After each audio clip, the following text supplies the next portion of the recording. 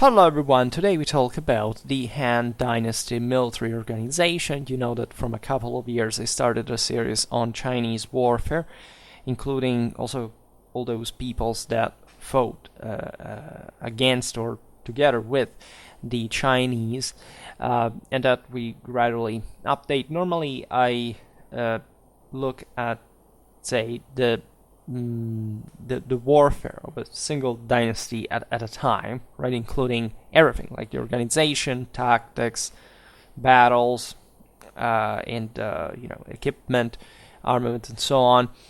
Because sometimes, at least, the evidence is not necessarily scanty per se, because there is surely much to learn, and naturally there is a limit there, because not just I don't know Chinese, in fact I normally mispronounce also most names just from following like the Latin pronunciation from the transliterated texts. However, there is an important historiography out there that has already kind of opened to a lot of things. Of course, there are other issues, including how communist China has handled its history, how it has also destroyed actually most of it, and what we see, naturally China does a lot of kind of ideological propaganda. It has been recovering kind of the symbols, the vestiges of the imperial grandeur, not much in a traditional sense necessarily, but at least, referring to that past, that the Han Dynasty is basically the most splendid period in China. It's a bit like the Roman Empire, right? It overlaps also actually with the peak of the Sane, because as you know, we're looking at basically the end of the 3rd century BC to the end of the 2nd or the beginning of the 3rd AD, depending. At least, the dynasty stopped at the beginning of the 3rd, but there is the so-called Three Kingdoms period at the end that is a bit of a sort of an Arthurian age, in which things began to fall apart. There is properly eventually the invasions during the 4th, the 6th century. It's a different history, right? It's seducing, as we will partly do today, to draw some parallelisms between the Hans and the Romans. However, they are two significantly different empires at the same time, and albeit the Chinese military was dramatically advanced, also looking at certain things, I'm starting to develop another idea. I mean, there are some things that, as a medievalist, deeply impressed me, as far as, say, the high medieval Chinese warfare is concerned. Partly, again, it's actually a different documentation as well. We know less about the Hans than we do about the Romans.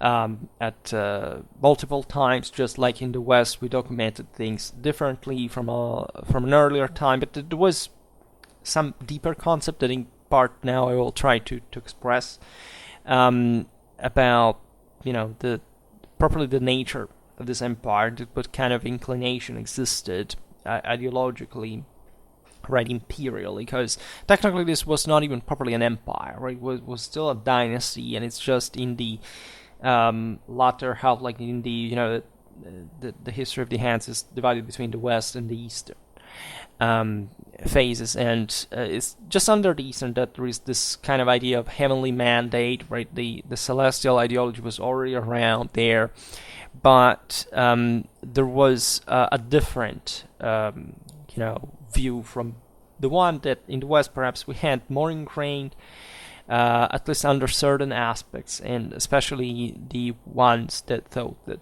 things were possible, could be achieved. There are naturally in terms of, again, universal rule through a single man. That is a concept that naturally emerges. In fact, as I just said, in Hans times, there are some parallelisms with that, but that in the West, I think we were closer to, for some reason, and Chinese culture is quite.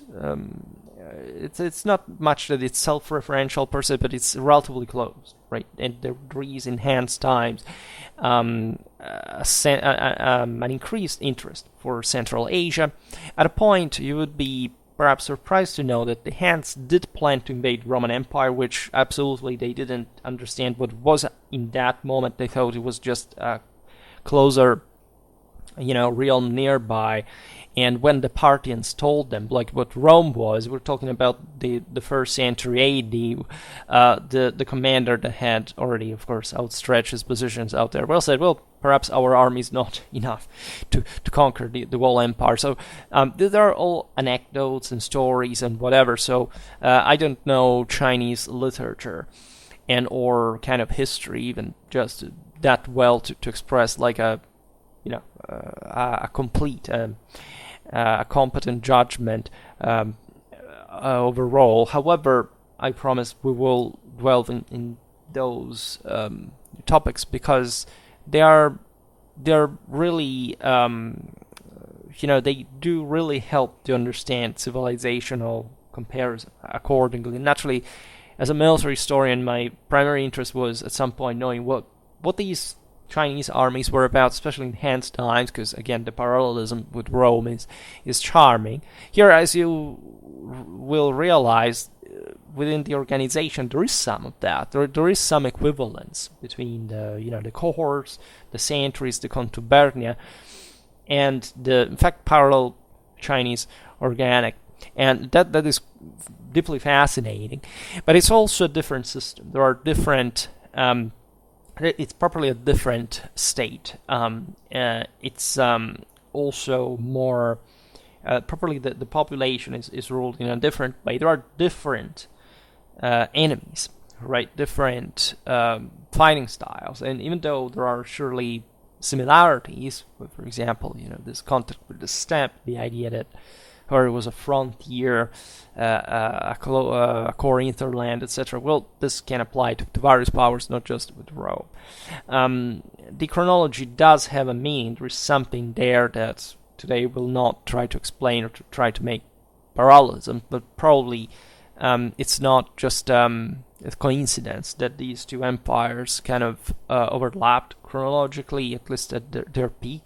Like the picture here is that the Chinese Empire was actually more unstable, and it lasted less than Rome's, for again reasons that I will not try to digress in, but also the military organization, how it turned into. Again, there are similar dynamics with the Roman one we will approach now.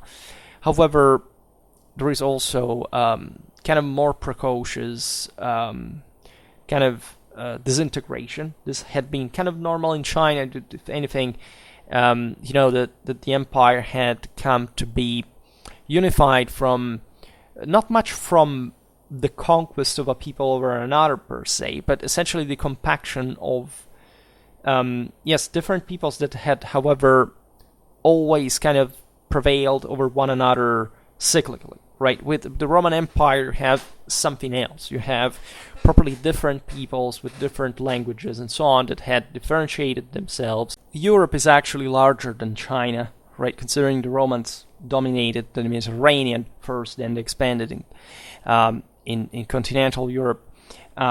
You have altogether actually a larger space, and also kind of a less unbalanced one, just in terms of endemic concentration, wealth concentration, etc. that China had in terms, especially, the South was a bit like a frontier, had terrible weather and everything. The hands were concentrated in central northern China as, properly the bulk of their political territorial power. Then you had the steppes, the Xiongnu, and this continuous need to essentially expand continentally towards Central Asia to secure the Silk routes, and from stripping them from these nomads, there are other issues with the China had, for example, scarcity of horses that exactly, especially under Han's times, were imported en masse. With what is impressive of China is and what the Han had inherited from the Qin, the previous dynasty, was this heavy kind of bureaucracy that already kicked in, and that survived even the crisis of the Hans and so on. because in fact of a different concentration where you had essentially the majority of resources and of people more or less in places that you could just cooperatively keep under, right? It's not very different from today in a way. Thus, this changed also the nature of the political kind of split and the social segmentation, because you had internally more compressed forces from kind of relatively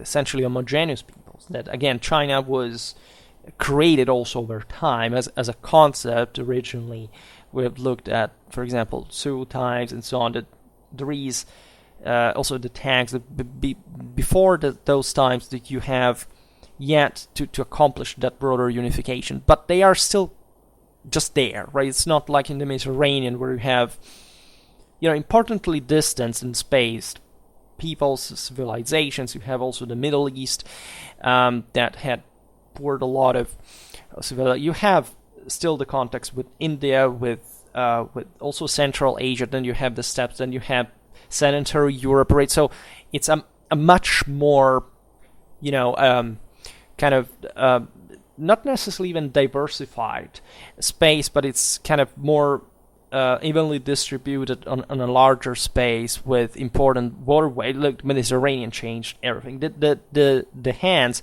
had substantial fleets. We're talking about here the numbers, as we will see later, are a bit to be discussed, but allegedly a fleet that counted 200,000, and they wouldn't practically engage in much else than coastal warfare, especially river warfare, right? And as you know, China in that sense was fundamentally close to other civilizations that they could reach via sea, except of course for trade, relations, right? And not wars of invasions. That's what I mean. Of course, the Chinese and the Romans knew each other. They traded extensively.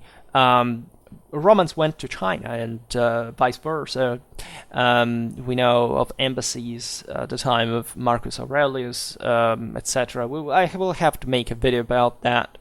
It's just that they were more contained in the Chinese were more contained in a continental dimension, which fundamentally was probably the most sound choice as far as especially the control on the Silk Route was concerned. But this changed Chinese culture in many ways, and in part this is reflected also by its military organization.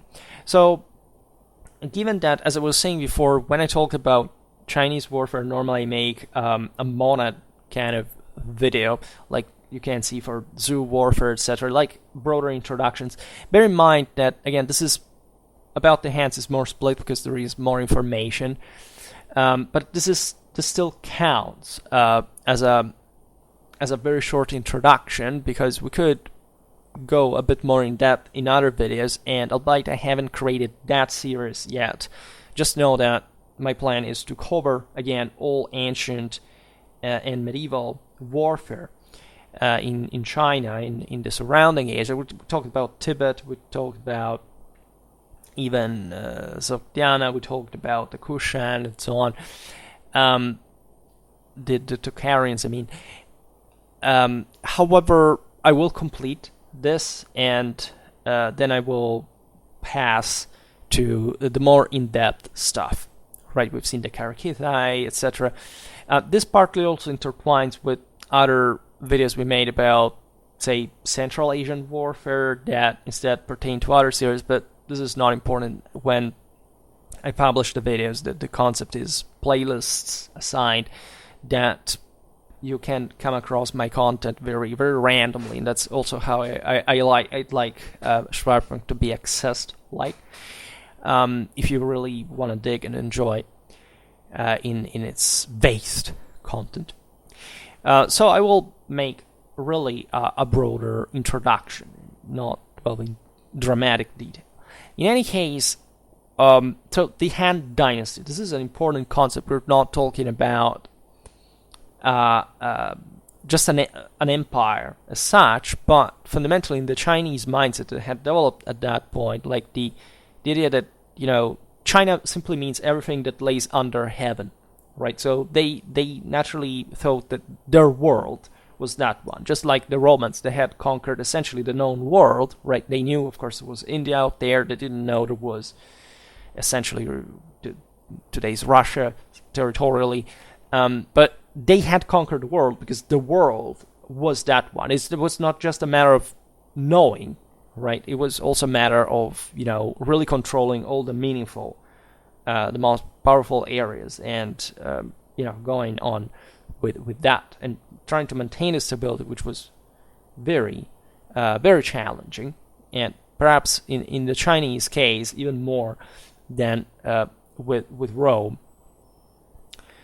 So the concept of dynasty arises because there was naturally someone who would have to keep this world together rather than thinking to establish an empire, like an expansion like Rome did over other peoples, all outside, all around. Right? It was a very different concept that already tells you how kind of inwards also the imperial ideology of China really was, because it's, again, unavoidable given that the concentration of resources. And the previous dynasty, the Xin one, had collapsed by the end of the 3rd century BC, and it had stemmed from, again, essentially a statal bureaucratic collapse of sort, opening to a phase of chaos, right, where a sort of free-for-all that naturally was carried out mostly by army commanders, right? The idea that there were all these resources, but if there was a lack of allegiance and a lack of a power display by the central authority, these men would take matters in their own hands. And this is particularly significant for the nature also of the Han Dynasty, because as we will see, it started essentially from a race of commoners, right? With Rome, you have essentially the single most noble families stemming from the origins, the archaic divine origins of the same Rome that eventually maintain as nobiliar clans represented by the Senate the control of the Republic of the Empire, and that is never questioned, essentially, not even in the shift from kind of eventually Rome to Constantinople, etc. There is a significantly greater stability in that regard. When you look at the origins of the Hans, you realize that the founder of this empire was a commoner, Liu Pang, right? Literally an adventurer that had emerged, also in pretty shady ways, telling the truth, as a local police official in the Jiangsu province, right? He was like, say, a mobster, a common criminal in a way, who carved out a personal reign in actually also a novel fashion compared to the one other dynasties had ruled China. This probably has a lot to do even with the kind of a tonic spirit, even with what the current communist, of course, ideology in China, right, probably fuels still as the idea that it was a sort of popular government that started from, let's say, even a denial of some kind of other higher institution, in spite, of course, that the thing is quite mixed, right? You can have people who truly believe to be communists, but they do not understand even what, technically speaking, that those empires were about, and of course completely irreconcilable with any trace of any kind of socialistic ideology. This is another thing, but as we will see now, given that the Chinese still consider themselves like the sons of Han, right, and thus, are still aware of the mark that this dynasty left on China and her history, well, this is significant for the real elaboration of that kind of historiographical interpretation. So Liu Pang found himself in a moment of disruption, right, of after the collapse of the Tsins, as the escort for a body of condemned prisoners that, as we will see, would maintain an important and actually increase relevance in the Chinese military organization. That's also thought provocative. And he decided essentially to remove their chains and form a regiment of brigands. Right. The thing had begun also because some of these prisoners had escaped, and the Chinese officials were fundamentally held responsible for that with their life. So he decided, given he had important connections with the local governor, with other powerful friends around, to start properly an army on its own. And naturally, there was a redemptional meaning in this, right? It will remain, again, as we will see, among the Han's, even symbologically, considering the enormous amount of convicted that were enlisted in the army. So these men were delighted at the prospect of naturally seizing power on their own by becoming the followers, the retinue of this newfound condottiere captain, Liu Pang. Liu Pang then anointed the drums of his army with his own blood. Right, this is a founding moment, because the drums, we've seen this also in Islamic military music during the Middle Ages, were properly meant to. They are a tonic instrument in many ways, but they would acquire just as music.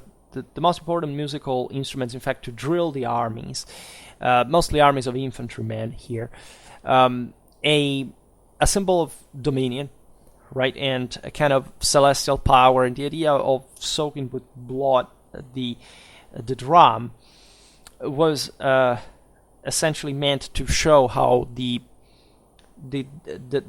dynastic power of this man would permeate the universe just per se, right?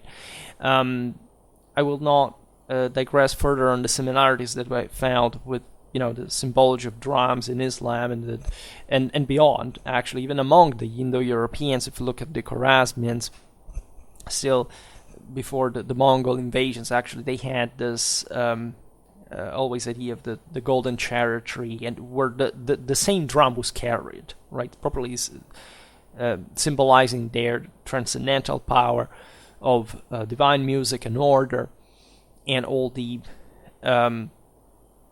subjected peoples, the hostages, representatives at the court, had to play this drum to prove that they were essentially commanded, ruled, and lorded over by this universal leader, right? And this thing of the blood recurs because the hand's color would remain blood red, right? The color for Liu Pang's standards. And ever since the convicted prisoners were to receive an amnesty fundamentally, and actually those who had been condemned to that could commute this with the military service, were wearing red clothes, an iron ring at the neck, and their head shaved to mimic essentially decapitation, which is the penalty they would have had to discount. Thus, this thing of the chain, we've seen it even in berserkers, etc., was of course corresponding to the idea that at that point they were bound, right? They didn't belong to themselves anymore, because these were the dogs, those who had lost their lives and now belonged to somebody else, to some greater entity, and that could be used by, not as sacrificial victim as such, but at least men who had just to blindly obey at that point the absolute master that was naturally of a heavenly stock, because eventually also the Han's claimed descendancy from figures like, I don't know, the Yellow Emperor, so some older mythical figures of rulers that essentially all eventually Chinese dynasties would claim the descendants from, and the fact that the Han stemmed from such low background in the first place naturally was seen as there is surely like a sense of redemption, of also purification after the collapse of the previous order. So a sense that the traditional elite had not been able to maintain heavenly power in a way, but this element of kind of the prisoners, the convicts, would always be felt as kind of, think about the Mamluks, think about the Janissaries, right? So an idea of power that, albeit again making the same rulers stemming from a commoner's background, would still kind of stress the suborder, right? The kind of the lack of a properly civic ethos, right? That was already consumed at the time. I think this is a very important aspect of in the difference between the Roman and the Han empires, because in Rome, in spite of all the concept remained that you were to be, first of all, purely free to be a soldier, and that at best you could be elevated fundamentally to even imperial standards, right? So there was a great pride of being a legionnaire, right? Properly, these were above people compared to civilians. They had the precedence, I say, on the roads, if anything, because they built them themselves.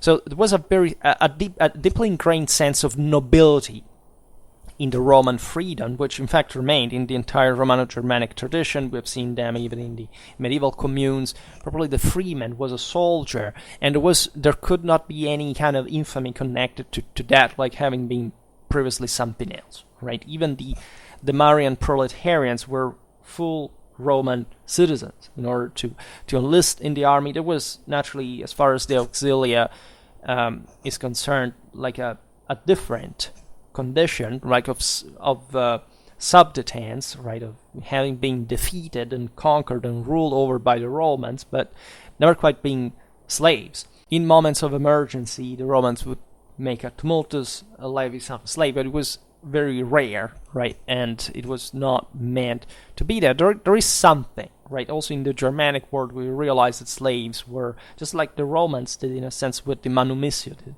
emancipation, like the sense of becoming part, right? Those would become half freedmen, in fact, more not as full freemen, but in the Romano-Germanic world, but that were touched and or properly trusted, because that was naturally a passage ritual with a length step, and then were sent into battle to test their own strength. There is something similar here among the Hans, but the number of slaves, of convicts, I call them slaves because at that point, if you're death sentenced, you are completely devoid of any human value, right? So at this point, you were given by someone else, right? Naturally, by divine intercession, in this regard, a chance to fight, and often these troops were also sent into combat, to their chagrin, but in general,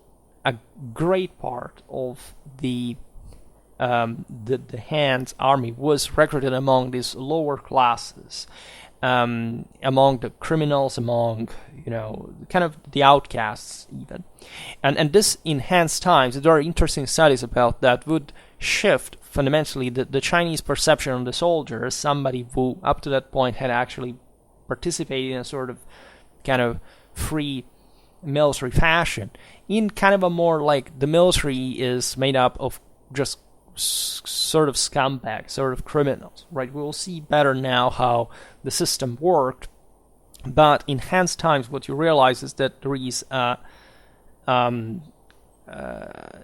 the establishment of a professional army that is becoming something separated from the community as such, right? And is being perceived that kind of more negatively than before, right? And it may have started with the entire ideology revolving around Liu Pang. There are many myths about him. There is this sense of divinity already there in common. There are some mostly kind of stories written ex post, the fact that he had killed the son of the White Dragon because he was actually the son of the Red Dragon, and all this stuff. So the red, this kind of tonic symbol, and the sort of the revanchism of the lower elements on the established order is frightening, as a matter of fact, and it's pretty dark and brutal. So at the head of his prisoners, Liu Pang proceeded to carve out a kingdom in the region of Jiangsu.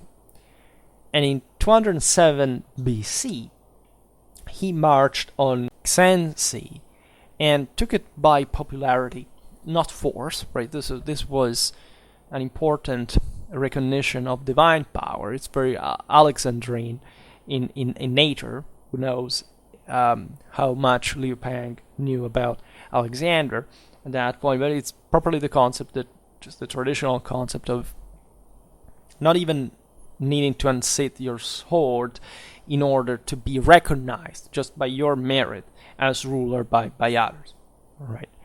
And for 5 years, Liu Pang, however, fought against his main rival, Xiang Yu, finally defeating him in 202 BC. So this would eventually open to quite interesting other military activities. That, as we were saying before, the Hans would inherit just basically the same situation that the Xin had with the Xiongnu. So that at some point Liu Pang was actually defeated by them, surrounded, barely escaping, etc. But his accomplishments are not actually for this video to describe. Just he managed to set the basis as a commoner's son, as a leader of an army of convicts, for the unchallenged empire over China, right? And so this empire was named the Han after the Han River, fundamentally, and also the fact that Liu Pang's imperial name was in fact Han Kaozu. That's how he's also known.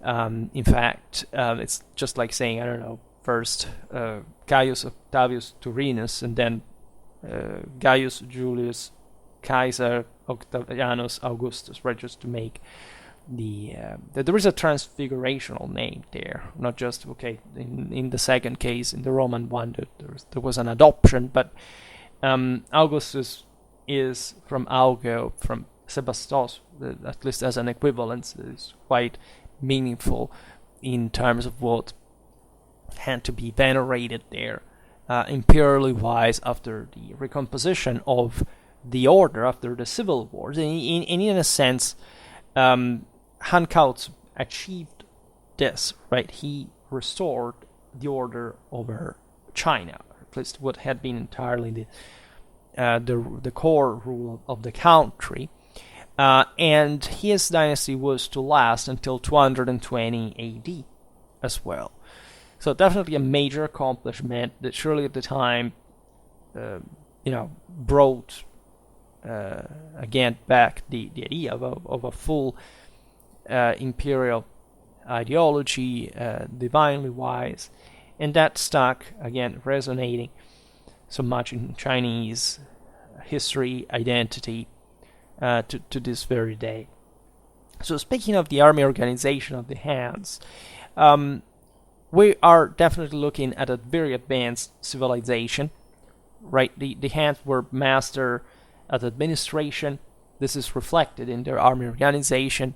They inherited this bureaucratic state from the Qin, and essentially a central rule, right, of some. It's just, again, by a degree, was a feudal empire. However, the importance of the cities, of the administration, of the fisc, and of this typically Chinese mindset of being able to administer large swaths of people, just resettling them in some places, colonizing others, and just having the capacity of enforcing that is crucial.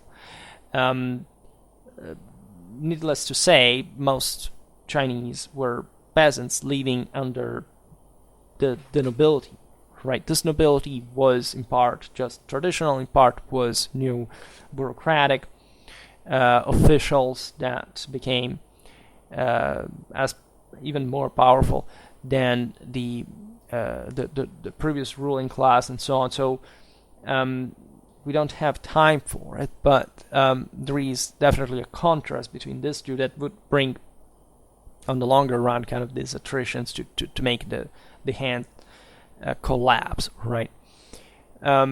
We know an interesting lot about the Han chain of command and unit organization thanks to the Zhuyan bamboo strips that have been studied now for quite a while, and that reflect, in fact, a pretty orderly structure that has many similarities with the Roman army as well. So the field army commanders were known as Shang Jun or Ta Jun, and they were probably at the head of the army organization as such. In fact, they responded only to the emperor, right? Maintaining this direct line was crucial, and it reflects the unity of command and the degree of imperial control.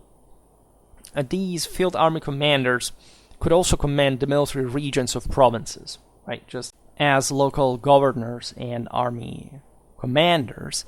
Consider that the spaces here, especially in the northwestern frontier, were huge, right? And it wasn't properly at this point. Actually, the Great Chinese Wall was started being built consistently, as we know. At least the structure, that there had already been a series of in-depth defenses, because again we think of the wall, but as you know, also in the case of of the Romans, the system, and any other, by the way, the system works only if it is manned and if there is an army that can intervene. And so when we will talk about the hand battles, we will see better how this thing worked, because at some point the enemies would even break through the wall, and naturally that obliged especially larger armies to basically come back to the same point, and the hand managed to push them back out from the same. It's all very interesting strategically speaking, because the numbers involved were similarly huge, and great part of Chinese strategy was also based on the kind of the broader territorial dimension, the climate, the terrain. Like there were deserts, there were swamps, there were different areas that somehow oblige, especially the larger armies, to cross certain areas in certain through certain ways, etc. That's again all something we will talk partly about tactics later, but it's something that requires a video on its own, because it's more fascinating and complex than expected, and we need more space for it, more time, more calm. At the head of a particular army, so we're talking about the equivalent of what could be a legion, right? There were different armies that were put together in broader groups, right? That eventually would be ruled by the aforementioned field army commanders, right? So at the head of a specific theater, say, I don't know, the field army was tasked with, I don't know, crossing that river, going in here, there, etc. Then the single armies that made up this larger armadas, in fact, were commanded by an officer known as the Jiang Jun, which would be the equivalent of general, let's say. And the army was then brigaded into physical areas, right? Some kind of gathering points, and commanded by also other generals of lower rank. This process occurred because, as we will see now, even though the Han army was at some point professional or semi-professional, at least, which means that the people who went into it were at least permanently kept either as properly professional troops or as kind of military colonists. So they were stationed for a specific military duty somewhere. The, say, traditional army had been based on kind of the local militias as well. Naturally, there was a nobility that, in fact, made up the bulk, at least, of the, in terms of force, of strength, not of numbers, the professional army per se, and then there were these other militias that were called all free, able-bodied males from 33 to 56 years old, as we'll see now, were to perform 2 years of military service. We will see it now. And this would naturally provide with extended numerical bulk, right? But this mechanism began, the latter, the militia system was gradually abandoned. This was always there, but the militias became ever more kind of paramilitary, right, in some way, and eventually depending towards the end of the period mostly on the warlords. There is a process that is similar to the one of Rome, right? The idea that even the freemen became colonists / serfs, and then there was just this tremendous effort by some kind of private forces instead towards the migration era to maintain a permanent force, and the population would not be levied because they had to work the fields and provide with the supplies necessary for having an efficient army, right? Initially, instead, was a bit more like the early Roman Polybian times, with de facto an unprofessional militia that, however, still had the combative capacities to still act like properly field armies on their own, right? So there is a similar pattern there with Rome, except China was already dramatically more stratified than Rome was. Rome was emerging from a quasi-tribal background, right? Here, you already have essentially a feudal society with the nobility. The largest amount of peoples are already working in the fields without any other dramatic kind of military level of militarization, let's put it this way. However, if you count the largest cities, if you count it in general, the capacity, the mobilizing capacity, so the training that was imposed on the population, the armament, the distribution from the state, and so on, you realize that was a consistent capacity to field enormous amount of troops. The numbers are a bit exaggerated, also because from the organic we get some units were properly called like with the size they should have had, right? So if you read hundreds of thousands, you know that was factually not possible. You could have, say, hundreds of thousands just as a broader count of, like in Rome, right? There was in total in early imperial times 250,000 men, half citizens, half auxilia, but because they were stationed, right, in all across the empire as a permanent force, it was maintained locally. It was even very few overall, as we've seen in many videos, because the deterrent force was enough there to keep at bay basically any other people. but hardly a single army for logistical and supplies reasons could number more than 50,000 men, right? It's just like there are no means of controlling that. At best, you have different armies in different theaters regionally that thus could sustain locally such large forces. But consider that if by counting only the amount, let's say a few tens of thousands of cavalry, as the Chinese made literally a war, as we've seen also in the video about the Persian horse, about in Central Asia to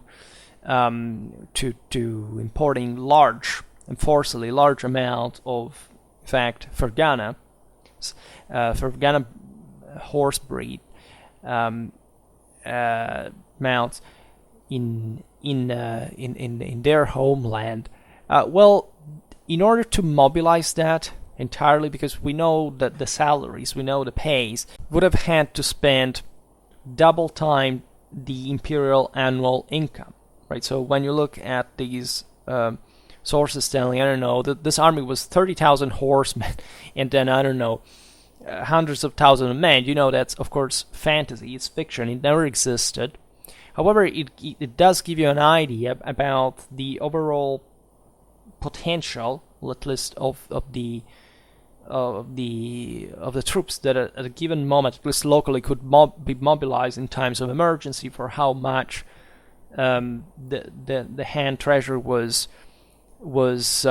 paying, in fact, for maintaining upkept.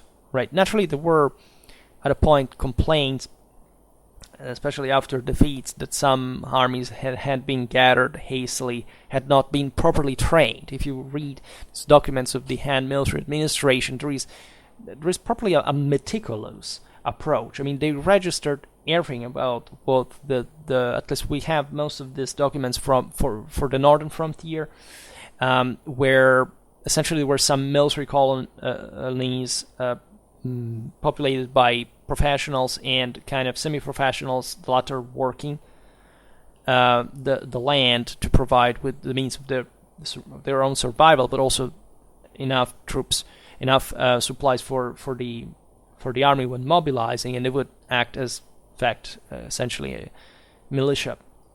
All right, and over time, you realize the system tended always towards kind of a greater feudalization, right? A seigneurial system in which this frontier troops were a bit like the limitane in the empire. They began like very like the Han professional standards were quite high, also in the frontier, as they were for the limitane initially in the 4th century in Rome. Just gradually it became something different, just like local militias for defending the local farms, and so eventually blending with the historically the Romano-Germanic militia that eventually went under, while the nobility was already emerging feudally, right, in the early Middle Ages.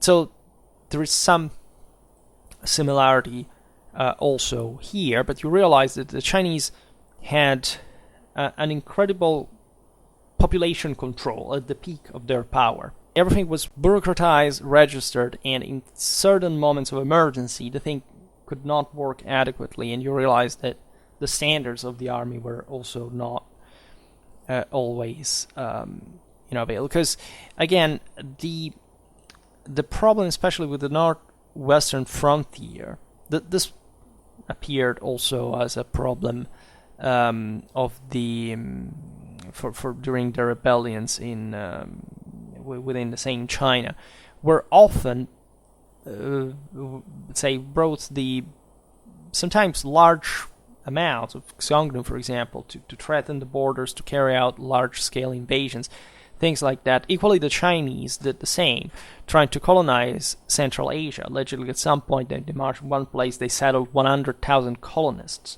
Now, probably there were less, but it gives you still the idea of the scale of these movements. And sometimes the sheer forces that were mobilized were enough as a deterrent to make people like the Xiongnu's, for example, retreat.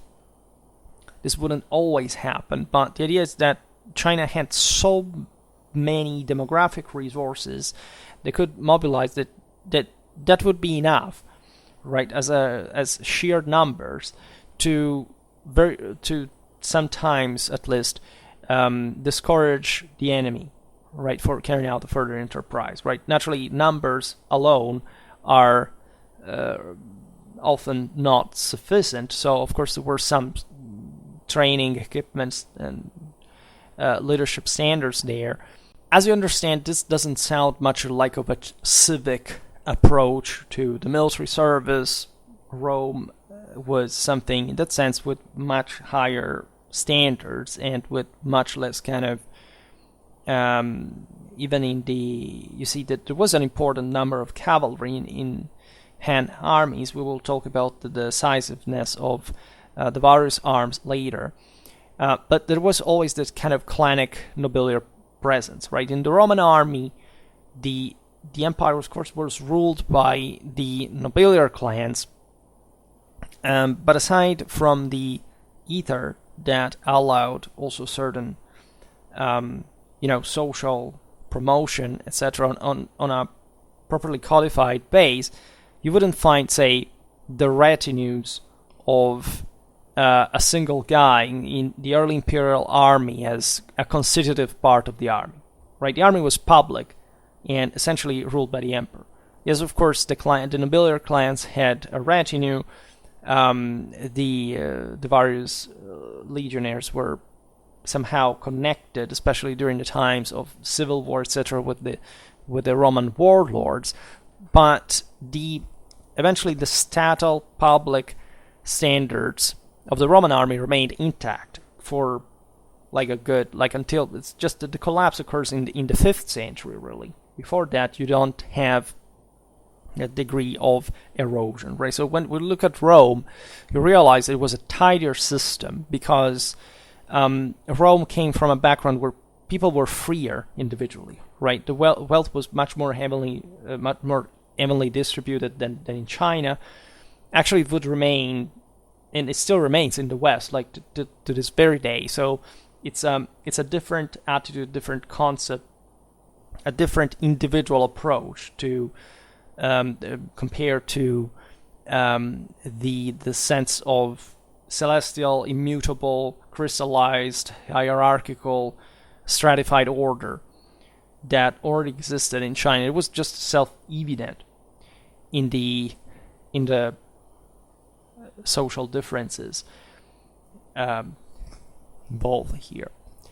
Hence why also all those criminals in the Han's army, because in a system, such a large system, such a large demographic excess, right, and difficult in regulating and having lots of people that just by normal means for some reason would lose their freedom just because maybe they indebted themselves, not necessarily because they were just criminals per se, but that, however, still didn't come from very stable backgrounds, could be just brought in the army, right? And that was a very functional valve to employ these people, because you could essentially get rid of the most turbulent elements of society that were already out of it by law, and you could use them, say, on the frontier, where at that point they would have had, there was a mean of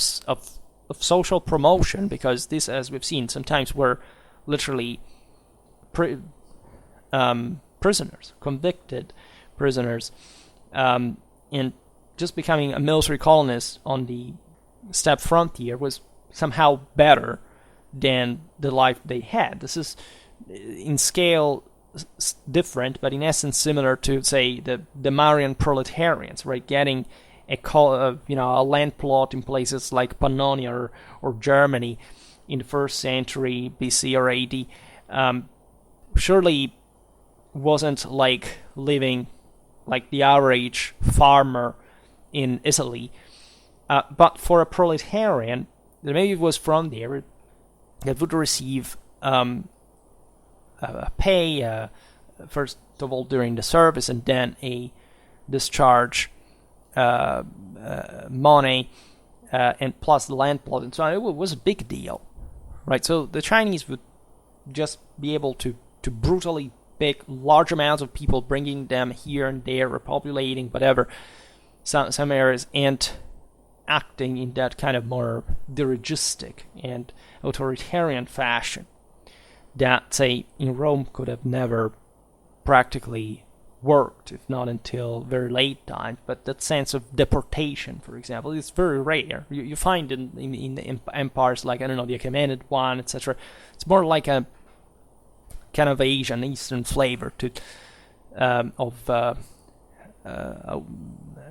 the despotism that was criticized, at least from the Western sources. The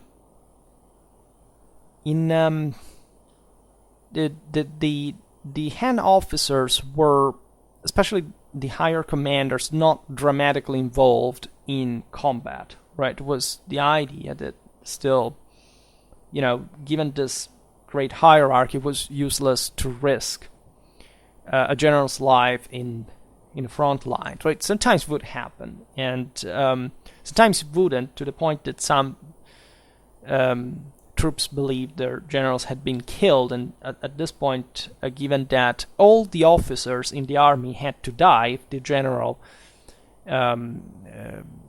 failed, like failure was not admitted. Like most failing general were killed and or preferred, in fact, not to come back to China in front of disaster. Derived from the fact that if the general left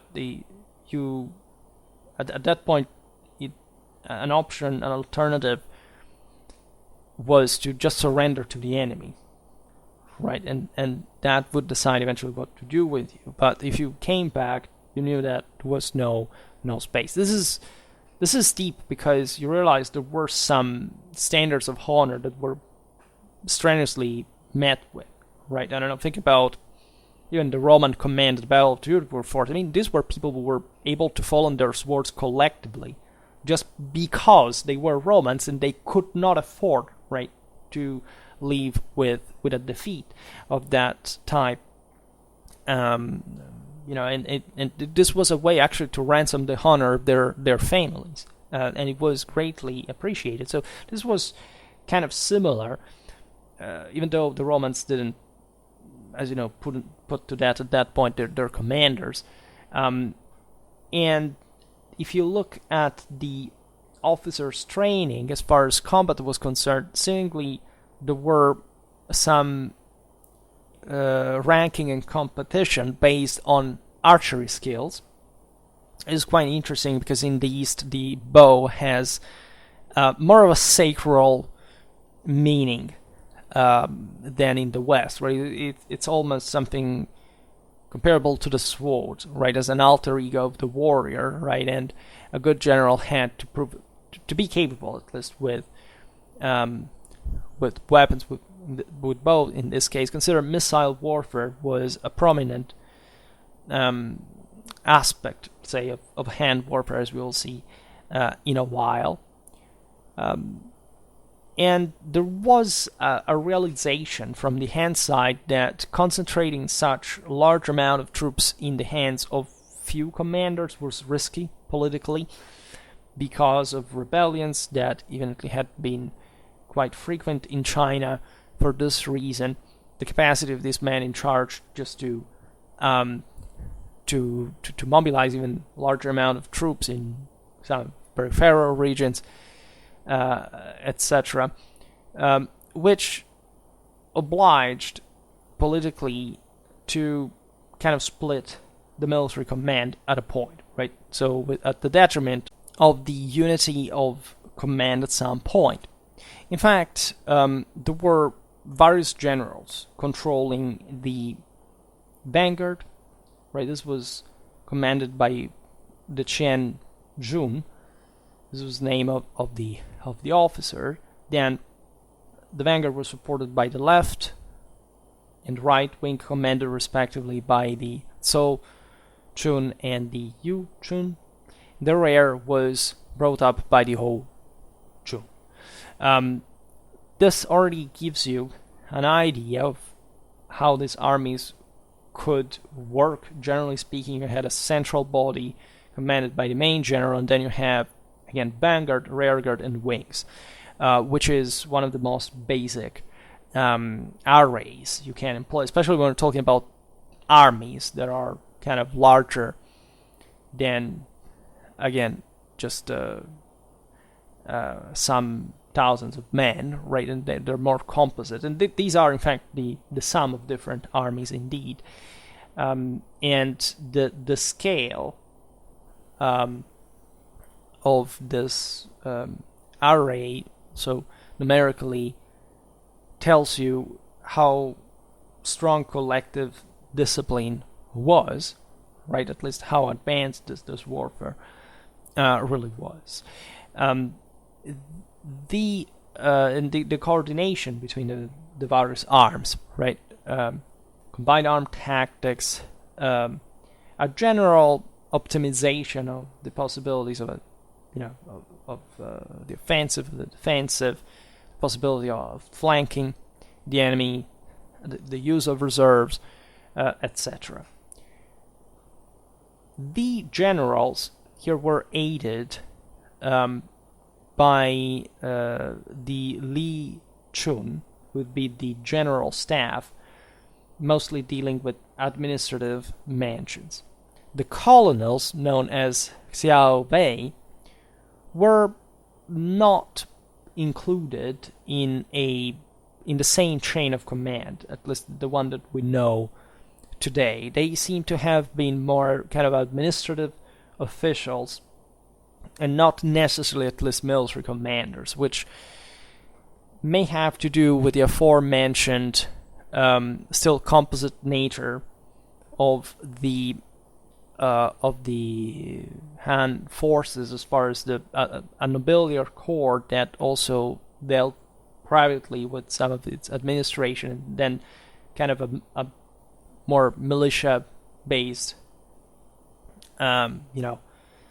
number that was levied by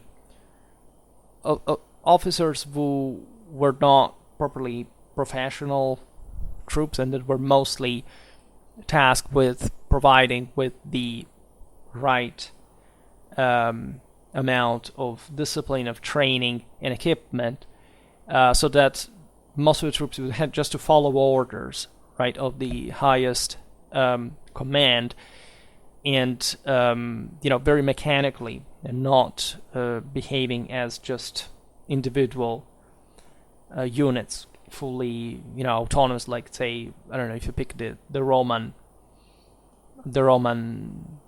legions and cohorts, etc., were properly conceived as ultra trained and homogeneously so, right? This is the impression I've gotten, which doesn't mean that the Hands didn't have an equivalent of that. It just seems that given the overall numbers that are huge and are difficult also to compare with the ones of Rome, because it does seem that they were more overall, like the overall amount of troops. Like, again, Rome at its peak had something like 250,000 troops. There is, at least talking about the early empire, there is debate regarding the numbers of the late Roman army, because that seemingly increased, but we're counting also the Limitani, so troops that were more similar to this, at least over time, so that they had to perform a military service there, but they were factually also leaving in the frontier, so they were transforming into something else, like a local militia, compared to the field army.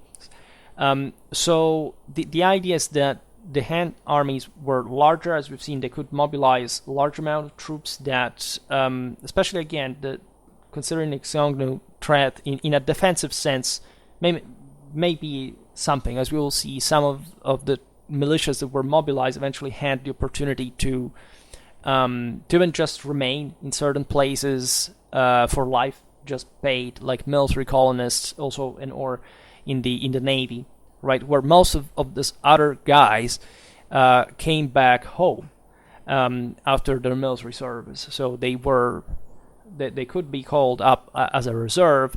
There were some troops also of the professional forces that were like something in between. It could be mobilized again because probably they were billeted and or properly just counted, but they weren't always immediately readily available as such. But again, the impression is that the great numbers of the Han army were just to cope with these emergential situations, internally, externally, just with sheer numbers. Thus, the quality overall was lower. Whereas the Romans didn't have much of this problem, because the populations they controlled, and also the Mediterranean, the trade routes, and so where the wealth was concentrated, was easier to control. The population with the resources were better distributed, and so the Romans could have actually a very few troops altogether, 250,000 men. Again, for the several thousands kilometers of frontier, were very few, right? But they were good, right? They all had very high standards. Also, the auxilia that are normally considered out, they had different. Actually, they were the ones that were more active, right? They were the ones that also fought the most compared to the legionary infantry. So you had there just a different philosophy. Rome had less troops, but homogeneously better trained and equipped, right? And again, this depends on the different political and strategic needs of the two empires, comparatively. Probably there was an equivalence. Again, I didn't receive the impression in the sense that the Hans were dramatically more advanced than the Romans. There were some military technologies that were quite impressive, right? The Chinese had, say, the crossbows. It's ironic that just yesterday I was talking about the Gastrafetis, but even in that regard, we have seen how in the West that technology existed, in fact, but didn't quite spread for some reason. The Chinese, we will talk about, again, Chinese crossbows at this point. They were very advanced, mechanically speaking, but not necessarily more powerful just per se. But they simply had a great importance in terms of volume of fire.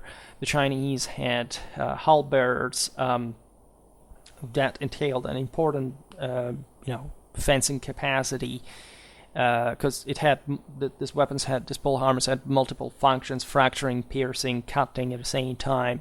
Also used on horseback. Then you had stirrups, right? Even though the full kind of version, that was already used in Central Asia, kind of arrived slightly later than Hans time. Still, they had them. So the impression, generally speaking, on a technological basis, say, well, look at the Chinese were more advanced than the Romans. Okay, but what about the overall kind of training, discipline, whatever? We realized it was very high. We're not talking about, something civilizationally less than Rome, right? You can't argue, can't debate regarding, the levels of military advancement. But in this regard, we lack some useful comparative elements, and we have always to realize that also technologies may have developed for reasons that severely, made the Han armies severely differing from the Roman one in a strategic and tactical sense. They had other challenges to cope with than Rome. So that the development of those technologies per se is not indicative of an absolute higher level of development. That's very important to bear in mind.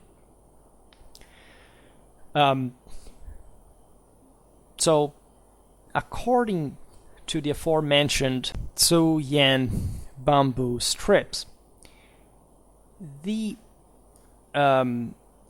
average chun, that is, the army, right, was made up of 3 Tu-wei-fus, or battalions, right?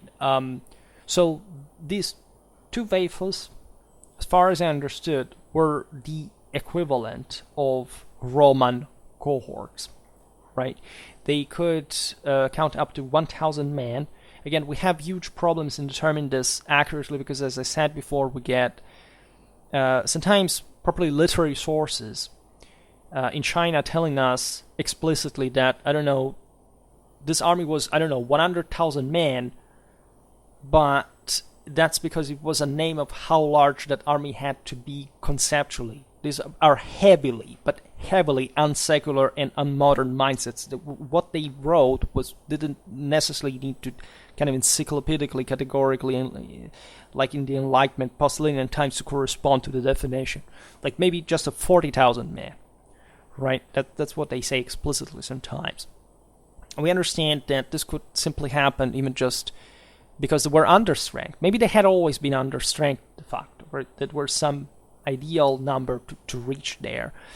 We don't know how this adjusted with the strict discipline and the punishments that were in fact inflicted upon those officials that didn't provide with the satisfactory amount of troops and equipment and training. The Han were quite serious about this because they cared for this large masses to have been properly collectively trained, which required an enormous amount of resources, right? So it's easier naturally to deal with, the larger the army numerically, and the greater that problem you have. So it's obvious that you're going to be harsher about that. So this comparatively with Rome, it also had probably one of the single most traumatically brutal discipline in the history of mankind, if not the top one. But at least, had a more compact amount of men, right? And they tried to properly to tip that balance between number and quality on a regular basis, right? But the idea that this battalions would be something around 1,000 men, right? You know that sometimes the Roman First Cohort had that number compared to the almost 500 it should have had on a regular basis. The comparison is easy there because you realize that Tu-wei-fus was the basic unit in the Han organization, so was the Roman cohort, right?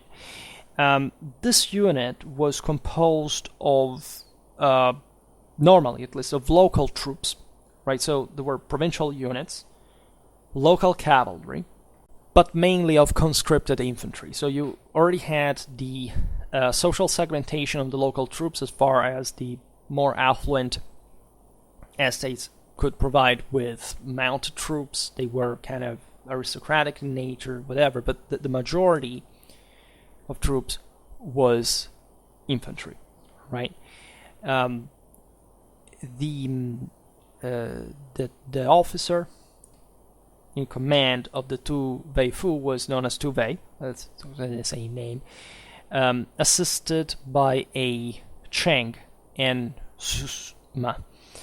This Tu-wei-fus unit consisted of any number of subunits known as Hou-kuan, or companies, each of which was commanded by a Hou that could be equated to the Roman maniples. You know that also in imperial times, technically, the Stati Principes and Triari remained as an administrative unit. It never quite disappeared as such.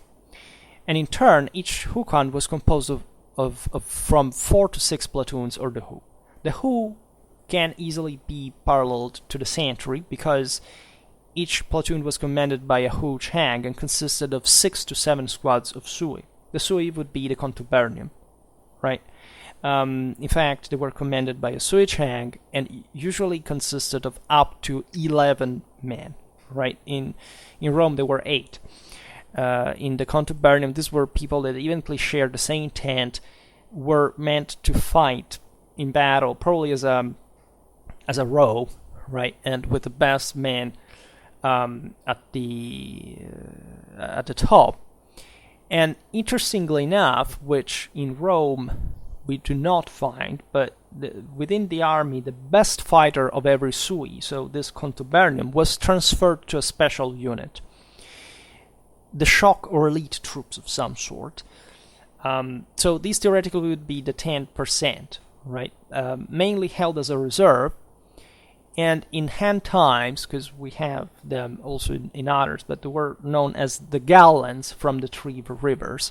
And this aspect is interesting, and you wonder why, right? After all, say in the Roman army, there was at least an important internal competition as far as the NCOs were concerned, right? Becoming a centurion, that in this case would have been, say, the Roman equivalent, actually, over 100, so not 1 in 10. So these men were not just the equivalent of that. But as groups, they were separated from the others. So the centurions eventually could, as you know, rise up in the ranks and whatever. So in China here, what it seems to have happened instead is that they wanted to create a competition within the same contubernum, right? For the Romans, they were probably more directly brutal. Like, only the guy who commanded a century was just taken in consideration for the advancement and hopefully for him to become the primus pilus of the first cohort. So these were something like, in terms of pure extermination machines. Because of the aforementioned reasons I said before, more men in China. And as we have seen from this unit organization and recruitment, they were levied from the local militias. In the Roman army, you had just volunteers that were full professionals. This thing is not the same case, right? Here you have mixed local militia with them. As a consequence, these troops were probably expected to perform more poorly, and in order to do so, they tried to offer a kind of extra position to this 10% that may have been connected also with possible promotions, like the possibility again of becoming professional soldiers on the frontier or in the navy, and or as palace guards, because they also could be employed like that. There were at some point in Han history different regiments were created for the imperial palace, and so on. By, in this sense, selecting just the men would be kind of also this 1/10 percentage that overall made important numbers like eligible for the full kind of professional or semi-professional service, right?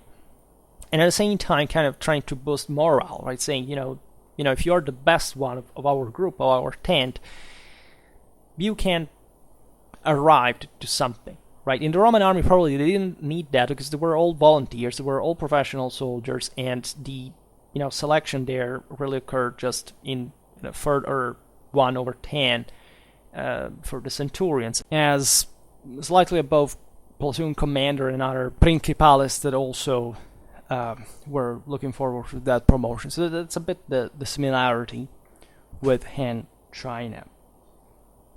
Now, another interesting similarity between Rome and the Hans is that the cavalry of these armies, so we can equate them to the legions, were detached directly from probably army headquarters to the Tu-wei-fus, Hou-kuan or Hou headquarters as such. This is interesting because technically the turmai of the Roman legions were not legionnaires like others as well. So they literally pertained as well to another administrative detachment. And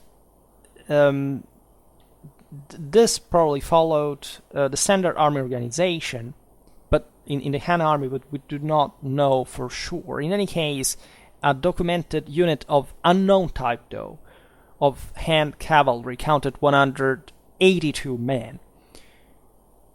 The Roman legionary cavalry was 132. Right here, as we've seen, the Hans probably has a bit more of men, so maybe the equivalence is there, numerically, right? And that's kind of fascinating, because it also shows that doesn't matter how important cavalry was, still in Han times, infantry did play a dramatic role, and the Han armies were just very well suited to counter cavalry, especially the one of the steppe barbarians, right? We'll see it in a while. In fact, the Han made much use of allied auxiliary cavalry units. This was true also in Rome.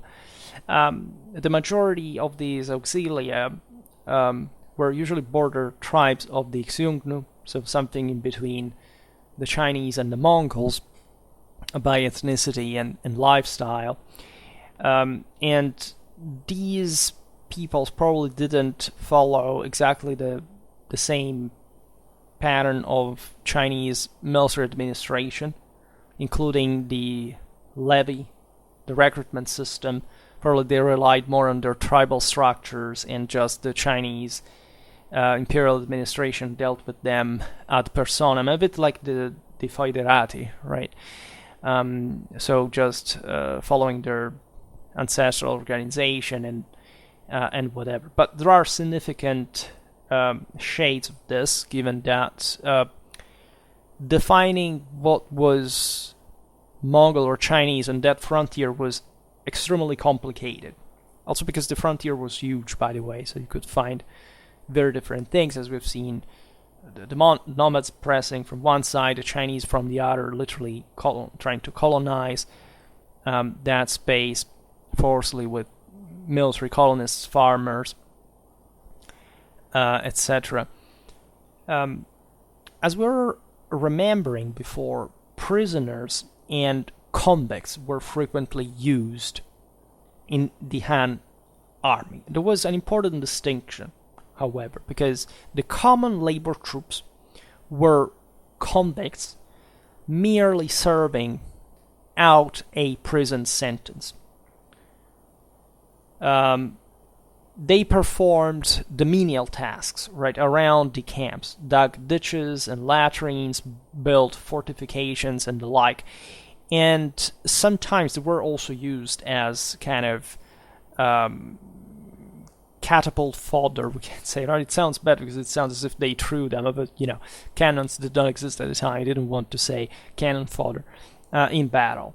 There doesn't seem to be any specific evidence of forlorn hope contingents, designed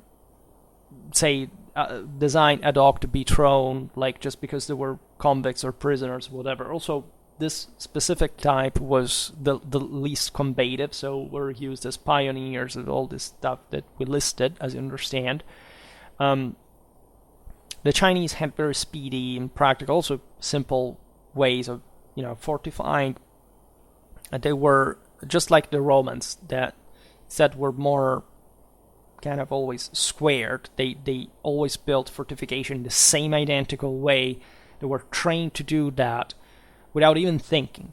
Right? The Chinese had this huge frontier, so most of the fortifications would build were more kind of approximated. Sometimes they had impressive, systems that were very often there to stay. They had impressive watchtowers, for example, to spot the enemy on longer distance. I inserted some of these models in the pictures here.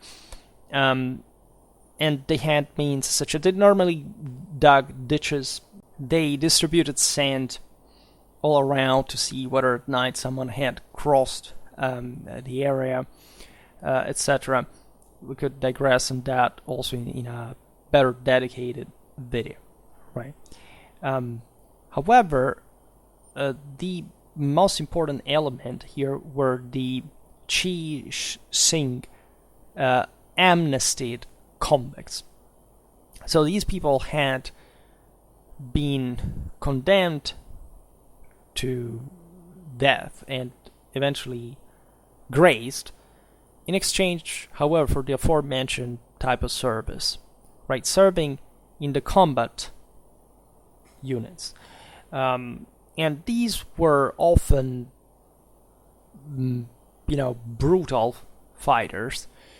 They were spent in that kind of more kind of desperate sense. They had something to deserve there, right? They had been spared exactly because their military service would commute the death penalty in some other way. There were complaints even about how certain of these troops were sent to their massacre. However, they were not even particularly trained as such, so they were useful troops that were probably also galvanized. They wore that red cloth that embodied the same Han dynasty and the origins of the of its military power with those brigands of prisoners that had been given their chance to redeem themselves, right? For, however, just this celestial medium of who would become the emperor. So once they were spared from the death sentence, they had to accept that this had to come with something equal in exchange. So that role in the army was due in a way. Pioneers were not engineers or the like, as we may call them today. Talking about probably the one of the professional army. In fact, they served in static garrisons that manned the Chinese frontier and the Great Wall. As we were saying before, there was a very complex and articulated frontier fortification that required also the ingenuity of the local communities that were, as we've seen, settled as military farmers, to not just sustain themselves on the frontier, but also to adequately protect them. And it was a clever way to do it, because if you sent those people out there exposed to the steppe, they would have to survive. So what better, let's say, test of of defensive capacities could stem from people that are literally risking their lives, right? The interesting aspect of this is that, albeit of course there were instances of betrayals, right, of Chinese troops that maybe passed from the other side, and would on the long run just become someone else, right, by living on the frontier, right, compared to the places wherever they had come from. You had a consistent, esprit de corps, right? These colonists cultivated the areas around their posts when not on duty, as we've seen, much like their 4th and 5th century Roman counterparts. They had a life there. There were other people living there.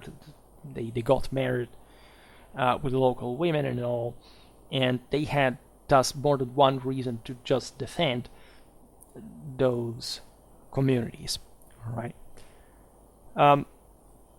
So what do we know about special units in the Han Army? Like, we've seen how this system is articulated. You have, again, what is pretty typical, like a core of better, mostly aristocratic troops that are mostly volunteers that live as professional military and also expect a political career in the process. And then you have this other kind of militia troops that have the opportunity also to stay in the army for life, and thus in this kind of other socially promotional roles from a background of kind of misery and or coercion, because the Hans were not that tender in terms of how they had to enlist troops. So I consider that everything was worked also locally in many ways. And so remember that, because the Roman army, let's say, was during the same period here was volunteer, right? So they didn't go fishing people from the communities, because they would just simply join. The Hans did constantly, right? The militias kept serving in that fashion, and the way these guys were picked, brought in the army, was like pretty much like press ganging and stuff. We know a few about how further structured the Han army actually was, right? We just know from literary accounts or chronicles, stories, etc. We will see, again, this video is about the military organization. We will see another one at least about the battles of the Han era, and then also another one about the armament, the equipment, the training, how these guys looked, uniforms or proto uniforms, at least something of this kind. Well, from the battle accounts especially, we encounter several specialized units of the Imperial Army. These are brought to light actually by specifically the Zhao Chung-Wo's campaign against the rebellious Western Qiang in 61 BC. So here we have very interesting names. First of all, the volunteer expert marksman, right? So these guys were probably uncanny marksmen, chosen as, and thus operating as archers, presumably, or crossbowmen. And again, volunteer and expert, right? So we don't know what their background was, but you understand that there was at least a quest for this type of troops, obviously enough, especially when it gets down to missile fire. You realize we don't know exactly the percentage of like stopping infantry and missile infantry. The idea is that probably missile troops were less, right? At least at a certain point, it seems that, especially in later times, the bulk of kind of heavier infantry that you could draw from the peasantry had kind of weakened sensibly. So you had kind of more archers, also because at that point also there was more steppe influence. So you find even more horse archers among the Han. That, if you look at their art, had always had that, but we know, including mounted crossbowmen, that had, however, smaller crossbows than the average, like hand ones and equipped with other weapons anyway. You see more like properly the steppe nomad type entering. It's a bit like during the late antiquity, right? You have more kind of Germanic troops, more Sarmatian troops, etc., and or the same Roman one being trained more similarly to those, right? So something like that. However, in the full kind of Han times, it seems that lancers, any kind of heavy infantry, was more numerous than the light one, right?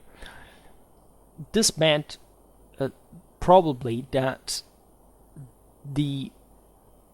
considering the volume of fire the Han armies could perform, that there was a great care put, at least in some units of these archers slash crossbowmen. Thus, if you find volunteer expert marksmen, you probably realize it was some kind of professional troops. Probably on foot, right? This is at least not necessarily. I'm pretty sure that there would have been mounted troops as well, and probably there were mixed troops, especially if they are called like as a corps in itself. Probably it might have been even something tactically autonomous, with mounted and foot troops specialized as just as skirmishers.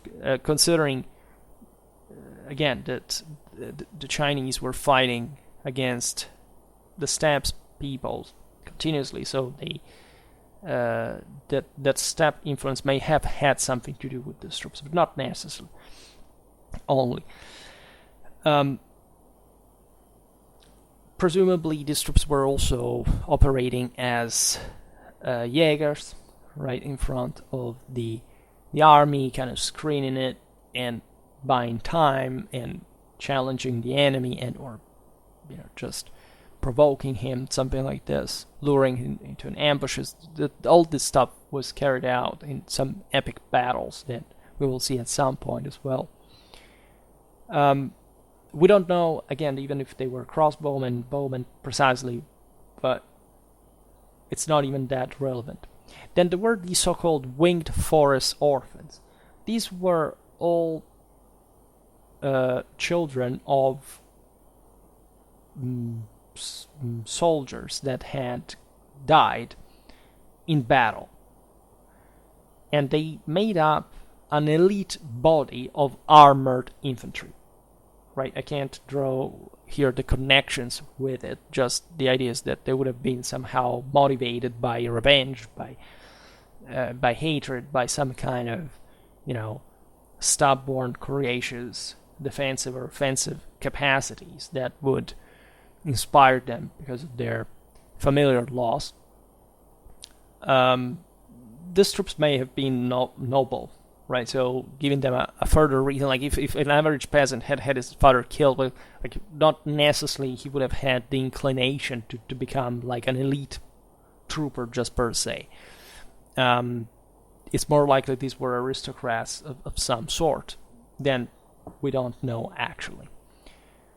Then there was the Liang Jia-zu, an elite of noble-born cavalrymen, and this is explicit at least, so it's possible that, again, even before it was not necessarily nobility, right? And given this background, probably this was armored cavalry. We don't see a huge amount of horse armor in Han times. This arrived mostly in the latter period, and the few evidence we have is, it's not extremely heavy on a regular basis. There were cataphracts in China. We do have eventually an increase in that kind of warfare, especially again during the migration era. But at this point, let's say the Chinese heavy cavalry was more similar to, say, in fact, what could be the Macedonian or the Roman one. By a degree. Always bear in mind that the cavalry was not decisive, apparently. At least it doesn't emerge as such, and especially the Chinese army were very good against cavalry. Right, against steppes, horsemen, they managed to essentially win because of fire volume. That is to say, they could resist frontally with and even attack enemy. There are instances in which they broke sieges of Chinese forts surrounded by hordes of horse archers and simply advancing with their infantry supported by the heavy infantry supported by the missile one, thus essentially managing to outperform the same steppes horsemen in that hail of arrows that those were famous for, right? And there are instances in which, again, the Chinese themselves ended up surrounded by the steppes archers, and they had a very difficult time in kind of pulling themselves out of that.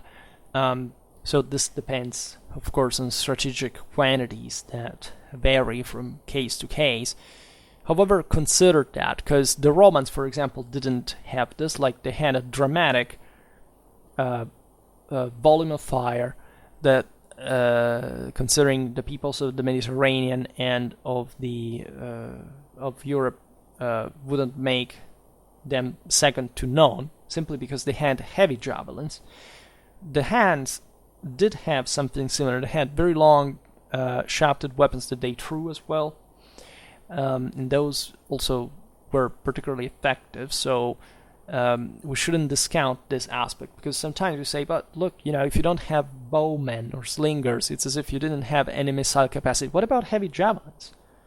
I mean, you can't take out entire armies just with arrows of fire, right? What happened at battles like Carrhae is that the Romans had lost their cavalry in an ambush before the battle, and then the infantry could not quite defend themselves from outflanking. The Parthians had brought plenty of arrows, but it was just also an exception. It was also dramatized in Roman literature because of political reasons.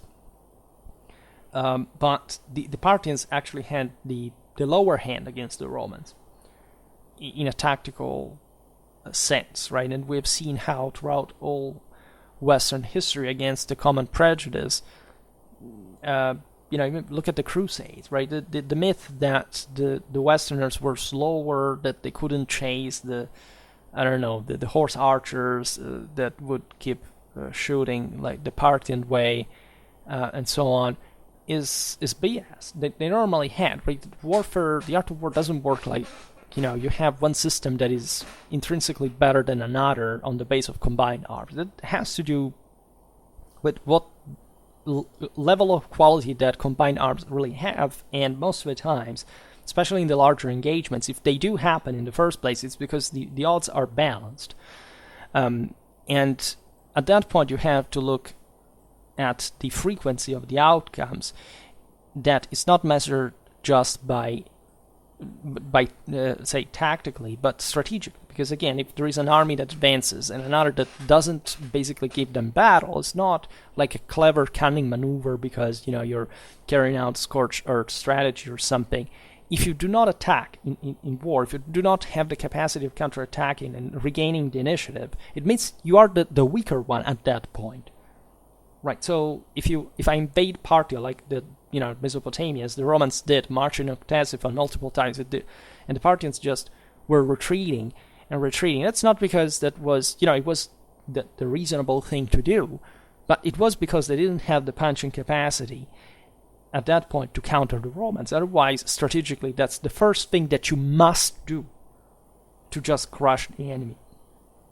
I explained these things Clausewitzianly speaking. So the fact that the Hans were so confident, even just against the steppe people, is actually pretty eloquent, right? It gives you the idea of a very kind of tough, sturdy infantry that is properly designed to withstand massive hails of arrows alternated with cavalry charges, and the steppe people didn't kid. But again, the Chinese were stronger, right? Their only limit was outstretching their capabilities. You often realize in Han military history that, as we were saying before, what they cared about dramatically was the logistical organization, was that all these troops could work well together, that were well trained, that were well supplied, well armed, because China was huge, was kind of a unitary power without too much of a,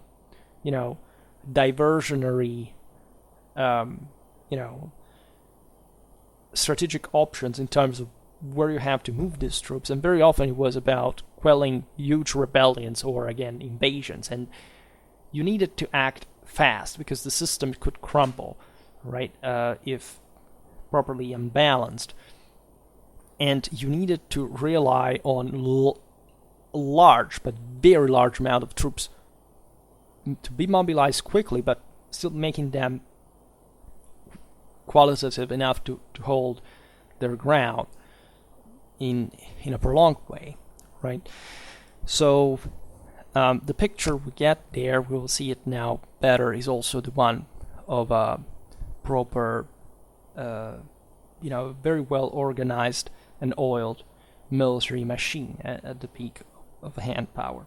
As far as the specialized troops are concerned, we also have news about the Hou-kuan archers, albeit we do not know what they actually were, like how they differed, for example, from the marksmen, a bow. Maybe, I don't know, the first ones were crossbowmen, these were archers. We don't know. Right? We don't know what they were. Maybe it had something to do with the mounted nature of them. We don't know, really. The Han were noted also for their military engineering. Of course, they had plenty of artillery, long-range crossbows. So, very similar to the Romans, right? These weapons clearly gave them an advantage, as they generally outranged any weapons their enemies possessed, right? This is particularly evident against, for example, steppe peoples that basically didn't use any kind of artillery, and that's interesting. You could thus deter cavalry to come closer to the fortifications on the frontier, this kind of things. Naturally, there was a lot of inter-Chinese warfare for which, of course, major cities were besieged and stuff, so the Hans came with the full standard pack of advanced military engineering that a great civilization has, that imperial, statal, centralized, bureaucratic, territorial capacity. We will see also this thing in detail, because China and Europe developed different types of artillery historically, right? And that's worth noticing, and don't think that necessarily China was more advanced, right? As you know, there were, during the Middle Ages, Arab crewmen that were imported in China because the the Arab mangonels were more advanced, right? And so it really depends. Also, with gunpowder, the Chinese seemingly created more incendiary devices with more sulfur than saltpeter. Instead, in Europe, there was more kind of explosive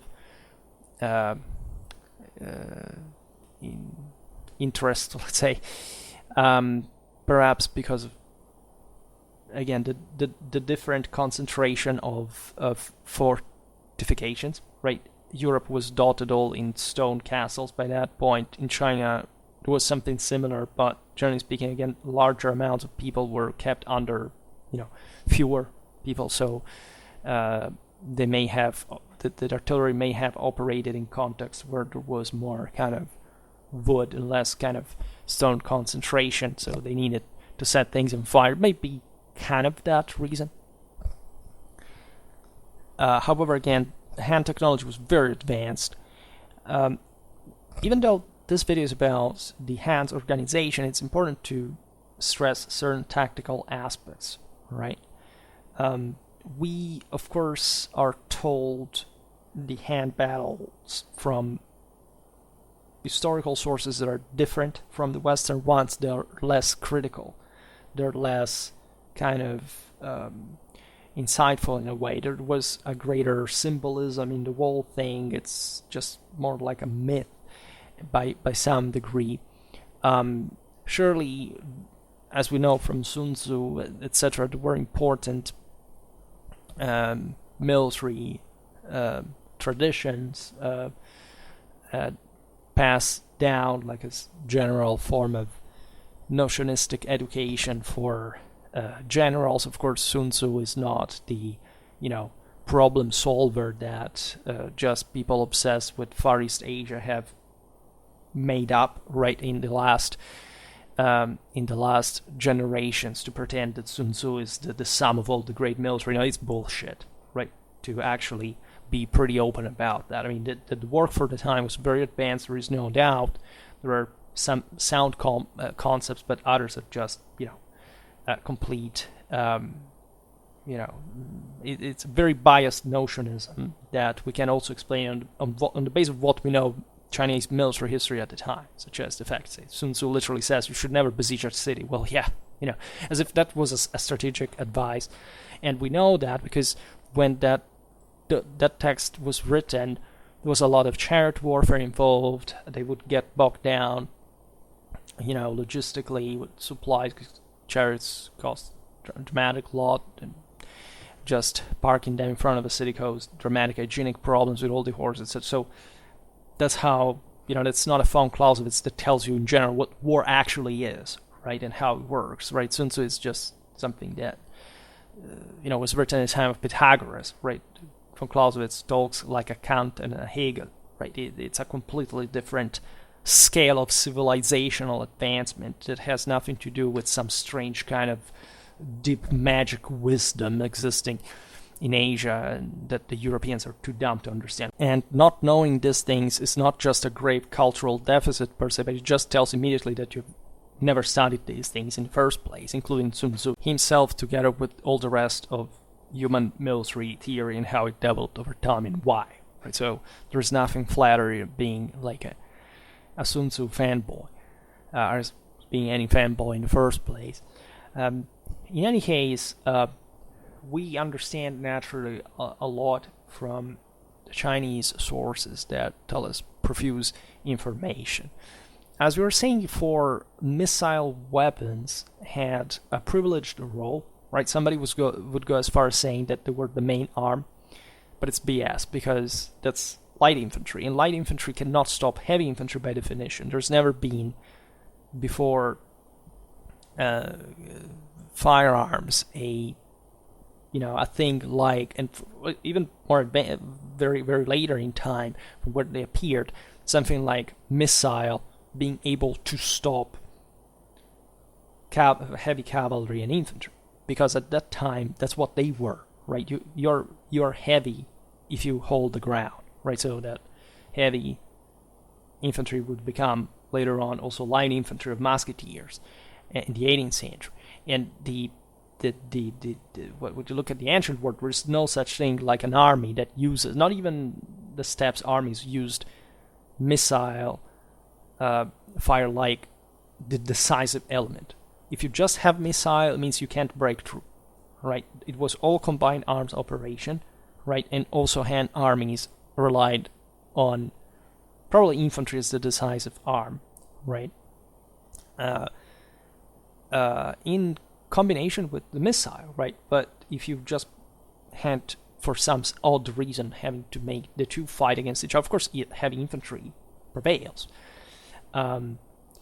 We know on repeated occasions, for example, there was the battle in Sogdiana in 38 BC, the episode of Liling in 90 BC, etc., that the crossbow was formed up in ranks, protected by the armored infantry, in fact, right? So the obvious thing, again, the crossbowmen, the archers could not hold the ground against heavy infantry, had to be shielded by it, right? And in fact, the heavy infantry carried large shields and long spears. And these spears were also thrown at some point. We will talk again about this more in detail about the hand equipment, but just to make you understand how similar, after all, it was to Western warfare, the one of sedentary peoples and relying on heavy infantry. Even the armored cavalry at times were equipped with the crossbows. And there is enough evidence to affirm that the Chinese tactics were probably relying mostly on a body of heavy troops of sword. It could be also cavalry at a point, especially against the steppes peoples. You had to go with chariots. Chariots were still around in China. They would remain over time. They would decay during the Eastern Han period. Right, cavalry took finally over, right, as it was meant to be. And with cavalry was always around in Han times as well, of course, in a well-developed fashion. However, the center was made up by heavy troops, whether cavalry or infantry, and had bowmen on the wings, right, which is a hell of a tactics against cavalry, especially. Consider the crossbow, right? This resembles dramatical medieval tactics, right? The fully developed 13th, 14th century ones in the great medieval civilization. I mean, you are often fighting against troops that still use chariots, that still use that have used consistent amount of horses, especially against the steppes barbarians. You want to form this robust line that not just takes the hit, the arrows, the charge, but also shoots back. And that is successful, like all sedentary civilizations are at the end of the day, also in Europe, right? The steppes peoples always remained in the steppe, right? They didn't make it to settle down, if not by becoming immediately something else. And so, at best, say, ruling over another people than their own, fundamentally. This sedentary population is always managing to stop the nomadic hordes in a way or another, if not just in some ways tactically. If you just you look at the Mongol era, but you understand here in the ancient world, say the Huns never had a chance to rule over sedentary Europe, right? There was no way. They didn't have the cultural tools to do that, and this could speak. I made a video about the Hunnic identity and the quite controversial issue of were the Huns the Xiongnu. We don't actually know that, right? They surely in part were, but we can't simply make just the equation. But as far as they fought, well, probably they found from the other side of Eurasia the same tactical problem, all right? And of course the Romans and the Germans kicked ass at the Catalanian plains, right, to prove that, of course, the nomads are not really that scary as they seem. After all, if you have a sound army and a will and political cohesion to resist to such invaders. The chariots, as you understand, if you don't have a mounted decisiveness, could be used for a final blow sword, right after the bows had adequately softened up the enemy. Cavalry was used for shock assaults, of course, if the ground wasn't suitable for the chariots. Generally, cavalry was used in two ways, either as a reconnaissance and pursuit force or this highly mobile force, such as the Xiongnu were involved as an enemy in battle. The hand cavalry attempted to pin them down. They were all cavalry, allowing the infantry and chariots to close in and surround them. So it's actually a complex system that we will look better at another point, because it's not entirely clear how the Han fought. At least there is surely some good idea, but we must analyze the actual battles and sources, because we see, let's say, something a bit more complex than just, chariots still dominate like in the Bronze Age. No, it's a wholly different context. And the fact that these chariots were still present, of course, tells a lot about this still that degree kind of aristocratic feudal superiority that you do not find, for example, in Greece or in Rome or even among the Germans or the Celts. I mean, there is always an aristocratic superiority, but it is importantly diluted. It's not enough to still make a chariot viably fight, right? If not in very archaic, primitive realities, like, I don't know, in Britain or in North Africa, where it was still the Britons or the Garamantes had war chariots, but in the Mediterranean, in Europe, it was over, right? Just Caesar could look at some chariot, I don't know, among the Belgians that at the end of the day were still the practically the same people he would find in Britain. You see in Hellenistic armies that chariots, elephants were used, so, but the decisive arm was infantry.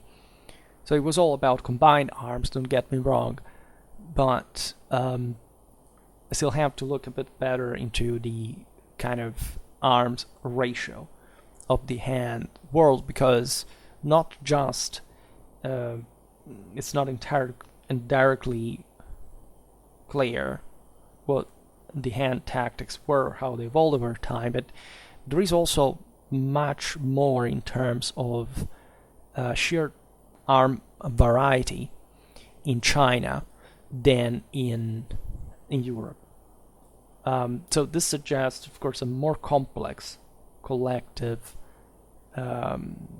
effort, and so also probably a dramatic training, as we will see now, which must explain also this kind of greater qualitative segmentation, right? Perhaps it was exactly due to that, meaning that when we look at all these various arms used, maybe they weren't used all at the same time all the time, right? And or however, still this open to some different options that were surely taken in consideration every time. And that's why, again, we must make a tactics video in order to explain that properly. As far as training is concerned, and we can eventually finish it here, definitely the Han army stands out in Chinese history, because it was definitely the most advanced that the country had ever seen, right? And surely most of Chinese enemies didn't have the level of training of the imperial forces. The Xiongnu were very good at just being nomadic warriors, so they had a great training as well, but they wouldn't have the civilizational capacities to really threaten the Chinese civilization as a whole, right? From a military point of view. During the early Han, all males between the ages of 23 and 56 were conscripted for 2 years of active service. During the years 155-74 BC, the age was reduced to 20 for conscription, then was brought back to 23 at some point, and then brought back again to 20. At the age of 56, what happened is that all the low-ranking infantry and marines, so those who didn't have much else to offer in terms of, aside from commanding skills, were properly classified as, quote, elderly and decrepit. Sorry for all the 56 years old or older followers, but that's what the Han said. Consider that people didn't live shit at the time. If you were 56 years old at that point, were truly elderly and decrepit by all standards, and were made civilians. This is also the bureaucratic diciture. They were returned to that civilian, to their originary civilian status. All right.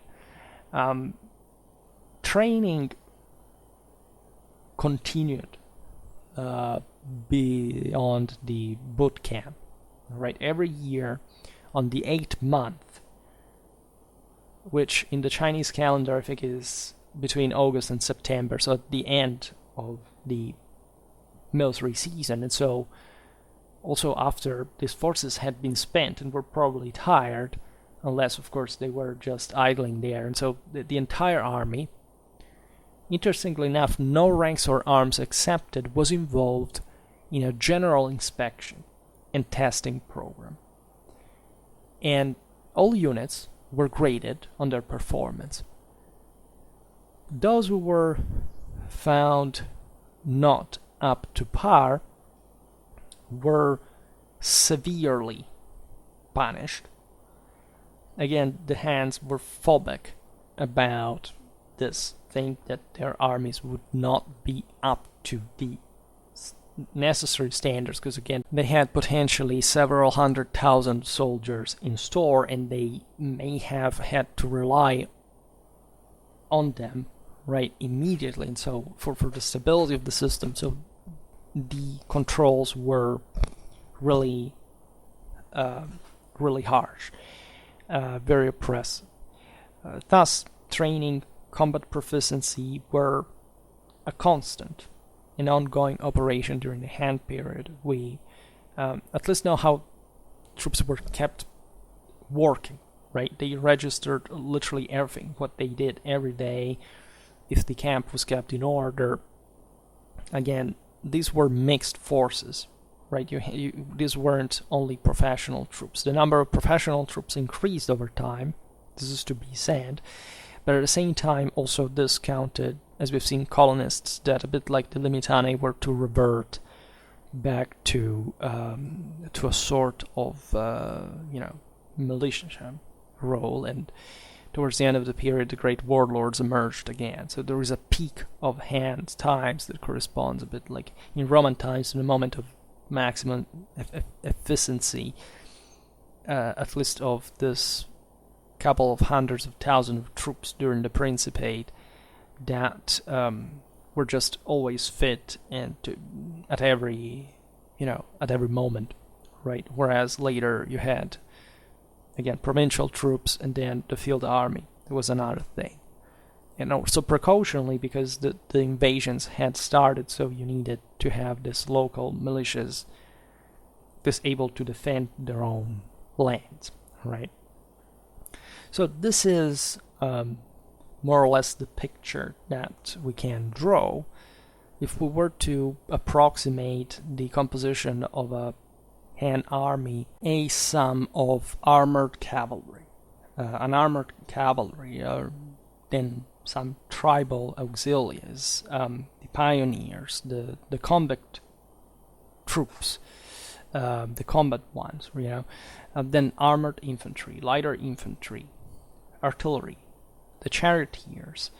The chariots were again smashing and all, but were also very likely the smallest of all these arms, right? So they carried out some tasks like as scouts, not just as war chariots, by the way. So again, how all these arms operated together on the field is, I have an idea of that. I think it was a very highly composite way of, we've seen there before with the vanguard, wings, and rear, and all these elements had probably some kind of cavalry. They were like divisions operating, and autonomously by a degree, and they would maintain the always internally this segmentation between, again, heavier troops and then missile infantry support, and then harassing the enemy, combined the action of cavalry in chariot charges with this other firm support, and consider again that infantry was able to stand its ground against cavalry. So the degrees of all this must be ascertained better. I will make my homework and I will come back reporting you about that. For today, however, I stop it here. I just hope that you enjoyed this video. If you did, please share it. Otherwise, leave a like or subscribe to my channel if you're interested in my upcoming content. As always, I thank you heartily for listening to me. I wish you a nice time and see you next time. Bye.